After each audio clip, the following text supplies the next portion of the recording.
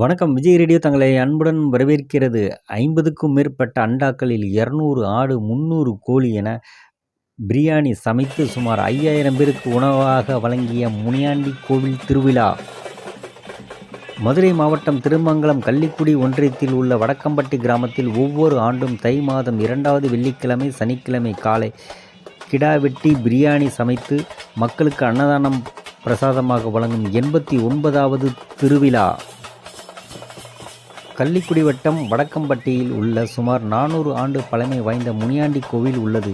இந்த முனியாண்டி கோவில் தமிழகமெங்கும் உள்ள முனியாண்டி விலாஸ் ஹோட்டல் உரிமையாளர்கள் அனைவரும் ஒன்றிணைந்து தை மாதம் 2வது வெள்ளிக்கிழமை கோவில் திருவிழாவாக கொண்டாடுவது வழக்கம். இந்த கோவில் திருவிழாக்களில் சுமார் 200 ஆடு, 300 சேவல்கள் மற்றும் மக்கள் வேண்டுதல்கள் நிறைவேற்றுதலின் பேரில் அவர்கள் நேர்த்திக் கடனாக செலுத்துவர். அனைத்தையும் ஒன்றாக பிரியாணியாக சமைத்து திருமங்கலம், கள்ளிக்குடி, வடக்கம்பட்டி சுற்று வட்டாரங்களில் உள்ள சுமார் 60க்கும் மேற்பட்ட கிராம மக்கள் இந்த உணவினை அதிகாலை 5 மணி முதல் பிரசாதமாக வாங்கி தங்கள் வீடுகளில் எடுத்துச் செல்வார்கள். ஒவ்வொரு ஆண்டும் தை மாதம் சுமார் 3 நாட்களாக வடக்கம்பட்டி கிராமத்தைச் சேர்ந்த முனியாண்டி விலாஸ் ஹோட்டல் உரிமையாளர்கள் விரதம் இருந்து இத்திருவிழா நேர்த்திக் கடனை நிறைவேற்றுவார்கள்.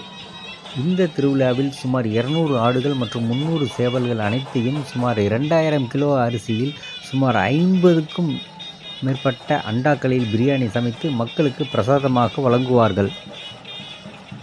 தமிழகத்திலிருந்து சென்னை, திருச்சி, சேலம் அனைத்து மாவட்டங்களில் இருந்தும் இந்த கோவிலுக்கு நேர்த்திக் கடனை செலுத்த மக்கள் வருவது வழக்கம்.